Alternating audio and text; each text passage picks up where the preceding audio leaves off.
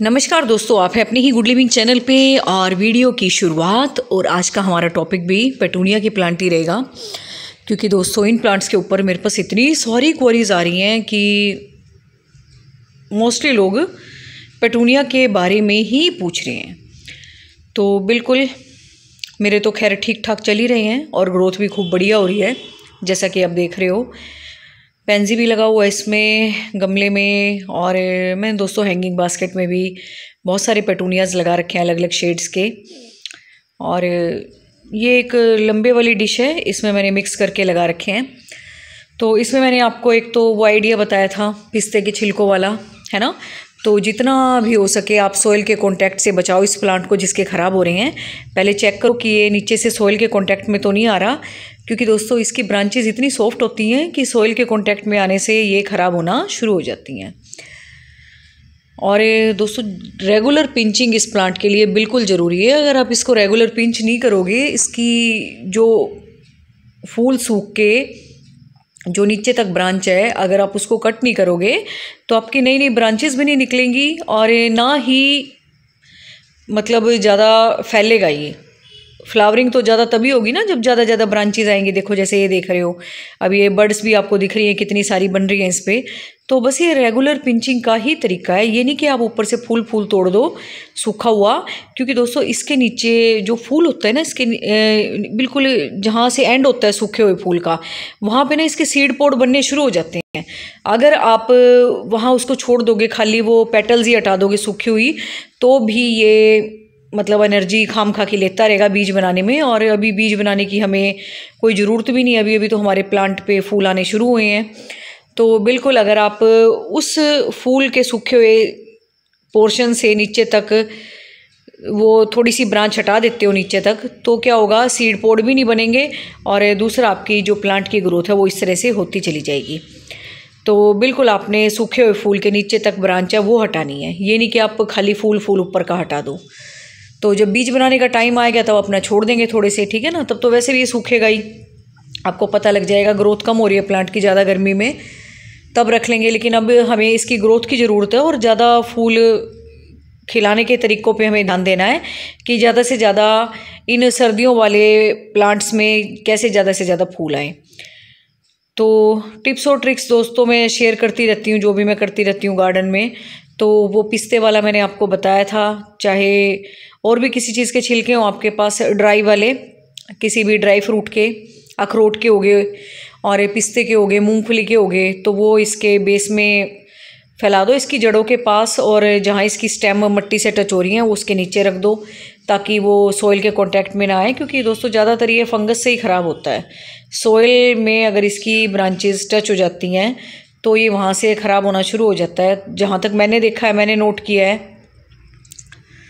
और दूसरा दोस्तों, अगर आप अपने प्लांट्स को, अगर आपकी सारी चीज़ें ठीक हैं और सॉइल के कांटेक्ट में भी नहीं है तब भी आपके फूल नहीं खिल रहे, तो दोस्तों सबसे बड़ा जो तरीका है वो यही है कि आप अपने प्लांट को लिक्विड फर्टिलाइज़र दो, और ऑर्गेनिक हो सके तो सबसे बढ़िया है। तो ऑर्गेनिक में सबसे बढ़िया दोस्तों एक तो गोबर की खाद तो होती है, लेकिन अगर चलो वो नहीं मिलती तो सरसों की खली दोस्तों मार्केट में बहुत इजीली अवेलेबल हो जाती है। जहाँ डंगरों वगैरह का खाना मिलता है, एनिमल फूड शॉप होती है जो, जहाँ से ये दूध वगैरह वाले अपने गाय भैंसों के लिए चारा वगैरह लाते हैं, वहाँ पे बड़े आराम से सरसों की खली आपको मिल जाएगी। तो लिक्विड फर्टिलाइज़र बना के उसका 1-2 दिन रख के उसको भिगो के अगर वो अपने प्लांट में आप देते हो, थोड़ा सा सिरका मिला के, तो थोड़ी सी खटास वाली सॉइल भी आपकी बन जाएगी और आपके पेटूनिया के जो प्लांट है वो भी ख़राब नहीं होंगे। और फिर आप कुछ ही दिन में देखोगे। और दोस्तों ज़्यादा टाइम नहीं लगेगा, लिक्विड फर्टिलाइज़र इतने इजीली मतलब प्लांट्स मतलब सक कर लेते हैं कि बहुत जल्दी से ही आपको उनमें चेंजेस नज़र आएंगे। और वो चेंजेस दोस्तों ज़्यादा हफ्ता भी नहीं लगेगा, आपको 3-4 दिन के अंदर ही उसका इफेक्ट देखने को मिलेगा, जैसा कि मैंने महसूस किया है। तो बिल्कुल अगर आप ऑर्गेनिक फर्टिलाइज़र बना के इस टाइम अपने प्लांट को देते हो, क्योंकि दोस्तों ये परफेक्ट टाइम है प्लांट को फर्टिलाइज़ करने का, क्योंकि ये ठंडा मौसम है अभी और हमें अभी अप्रैल तक अपने सर्दियों वाले प्लांट पे फूल चाहिए और बहुत ज़्यादा चाहिए और अपना गार्डन खिला खिला चाहिए। तो बिल्कुल ये बिल्कुल परफेक्ट मौसम है अपने पौधों को खाद पानी देने का। तो अगर आप इस तरह से लिक्विड फर्टिलाइज़र बना के अपने प्लांट्स को देते हो तो उससे क्या होगा, आपके गार्डन में फूल तो खिलेंगे, आपके प्लांट भी बहुत हेल्दी नज़र आएंगे और नई नई ग्रोथ स्टार्ट हो जाएगी, नए नए। और जो दोस्तों फूल का साइज़ है ना वो भी अन बड़ा होगा। ये नहीं है कि छोटे छोटे से फूल खिल रहे हैं, बंद हो रहे हैं, और कई बार तो दोस्तों कली बन के ही गिर जाती है, फूल ही नहीं खिलता। तो ये सारी जो भी समस्या है ना वो लिक्विड फर्टिलाइज़र के देने से आपकी ख़त्म हो जाएगी। चाहे आपके पेटूनिया के प्लांट हो या सर्दियों की कोई भी वैरायटी हो। और मार्च में दोस्तों हम क्या करेंगे, जो हमारे गर्मियों वाले प्लांट थे उनमें हम गुड़ाई करके खाद वगैरह दे देंगे। और जो ज़्यादा मिट्टी भर दी है हमने प्लांट में, ऊपर तक गमले ठुके हुए हैं हमारे, वो भी मिट्टी थोड़ी थोड़ी हम निकालेंगे। और ताकि दोस्तों आगे आने वाला टाइम गर्मी का आएगा, ताकि पानी थोड़ी देर दे तो हम रुके उसमें, है ना। तो बिल्कुल थोड़ी थोड़ी मिट्टी भी हम निकाल देंगे गमलों की जो ऊपर तक भरी हुई है, और दूसरा फिर उसमें खाद भी डाल देंगे जो भी हमारे पास अवेलेबल होगी, चाहे लिक्विड हो, चाहे गोबर की खाद हो, चाहे जो भी हो, ठीक है ना। तो मार्च में हम गर्मियों का काम करेंगे, लेकिन अभी दोस्तों जो फ़िलहाल सर्दियों का टाइम है इनको अच्छा बनाने का, तो बिल्कुल एक लिक्विड फर्टिलाइज़र आप तैयार कर लें। 2-4 दिन में वो तैयार हो जाएगा और अपना एक एक मग्गा भर के एक एक बाल्टी में इन सब प्लांट्स में दे दो। तो मुझे तो यही तरीके नज़र आते हैं कि जी अगर आपके प्लांट ख़राब हो रहे हैं तो ज़रूर इन तरीक़ों से ठीक ठाक हो जाएंगे।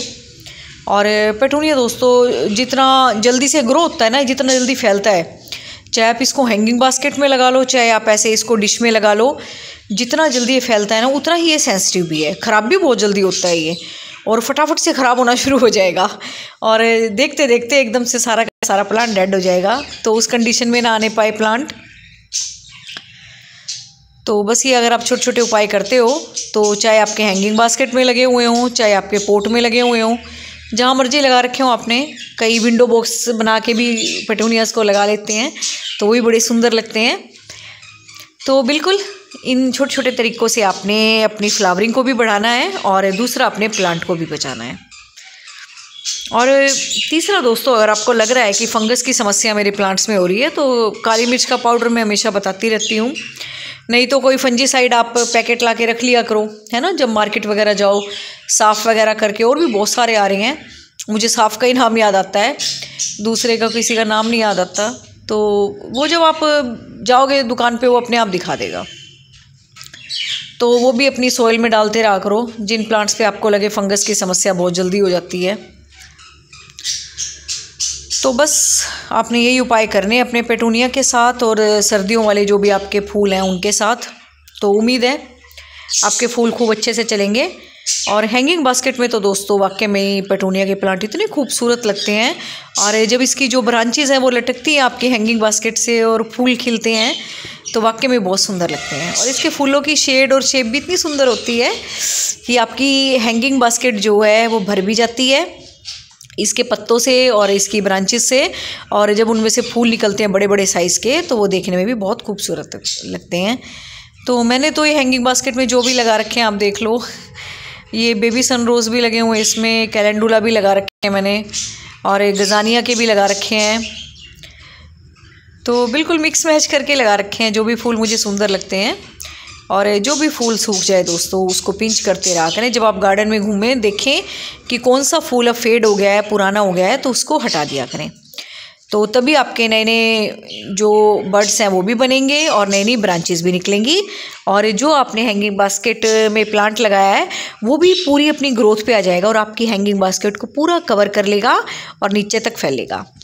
अभी फ़िलहाल यही फूल खिले हुए हैं, जो कलर आप देख रहे हो, है ना, कितने प्यारे लग रहे हैं देखो।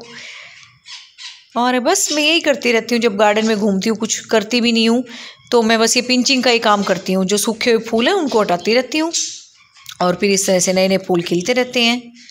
तो खाली फूल को ही नहीं हटाना, आपको नीचे से उसकी स्टेम भी तोड़नी है जैसा कि मैंने बताया। तो बस इस तरह से आप भी हैंगिंग बास्केट तैयार करो और सुंदर सुंदर फूल खिलाओ, सर्दियों के हों चाहे गर्मियों के हों। गर्मियों में मैं इनमें पोर्चुल्का, पर्सलेन की मल्टी वैरायटी लगा देती हूँ मिक्स करके, है ना, जैसा कि आपने गर्मियों की वीडियोस में देखा होगा। और वो भी है दोस्तों, इसमें मैंने हटाई नहीं है बिल्कुल भी, नीचे छोड़ रखी उनकी जड़ें। तो जब उनका टाइम आएगा ना मार्च के बाद, तो वो अपने आप से ही ग्रो करना शुरू कर देंगे। अभी फ़िलहाल ये जो सर्दियों के ये लगे हुए हैं और अच्छे ग्रो कर रहे हैं। देखो कितनी अच्छी हैंगिंग बास्केट इन्होंने कवर कर रखी है। तो ये गार्डन में दोस्तों जो बास्केट्स होती हैं ये आपके होम डेकोर का भी काम करती हैं। और दूसरा, जब आप गार्डन में बैठते हो तो एक बहुत सुंदर सी लुक आती है अगर आप हैंग करके प्लांट लगाते हो। और बिल्कुल अगर आप दीवारों पे भी लटका देते हो प्लांट्स लगा लगा के, तो आपकी दीवार भी एकदम वर्टिकल गार्डन भी तैयार हो जाता है और आपकी दीवार भी एकदम से खाली खाली नहीं लगती, मतलब सुनी सुनी सी नहीं लगती है ना। दीवार में भी जान सी आ जाती है कि यहाँ प्लांट्स लगे हुए हैं। तो बिल्कुल दोस्तों, मुझे पोट रखना भी बहुत सुंदर लगता है। और दूसरा, हैंग कर करके प्लांट लगाना, और जो भी अपने खाली डब्बे वगैरह निकलते हैं किचन से, उनको भी मैं रंग रंग के अपना दीवार पे लटकाती रहती हूँ ड्रिलिंग मशीन से छेद कर करके, और गर्म चीज़ से पीछे से उसके एक होल सा बना के फिर मैं लटका देती हूँ उसको। तो मैं ये आइडियाज़ इसलिए शेयर करती रहती हूँ आपके साथ कि बिल्कुल आपके पास जैसे भी जो भी चीज़ अवेलेबल है उसमें आप प्लांट लगाओ।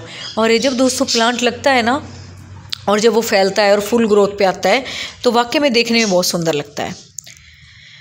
तो ये देखो कुछ पेटूनिया के मैंने इसमें भी लगा रखे हैं। अभी इस पर फूल नहीं आए हैं, देखो कौन से कलर का आएगा। ये मैंने बीज से उगा रखे हैं। तो हैंगिंग बास्केट के लिए तो परफेक्ट प्लांट है ये पेटूनिया की। तो हैंगिंग बास्केट में दोस्तों ज़्यादातर हम वही प्लांट लगाते हैं जो हैंग करके नीचे लटकें और हमारी बास्केट को भी कवर कर लें। जैसे मैंने ये बेबी सन रोज़ लगा रखे हैं, पेटूनिया लगा रखे हैं, है ना। अजवाइन के पत्ते भी बहुत सुंदर लगते हैं लगे हुए, है ना। सुकुलेंट वैरायटी है ये भी। तो इनको ज़्यादा धूप की भी ज़रूरत नहीं होती और अच्छे से अपना प्लांट भी चलते रहते हैं। तो बस दोस्तों, उम्मीद है आज का वीडियो भी आपको अच्छा लगा होगा। तो बिल्कुल कमेंट करके मुझे बताना कि और भी कोई प्रॉब्लम हो तो फिर अभी जितनी मुझे ध्यान आ रही थी मैंने बता दी।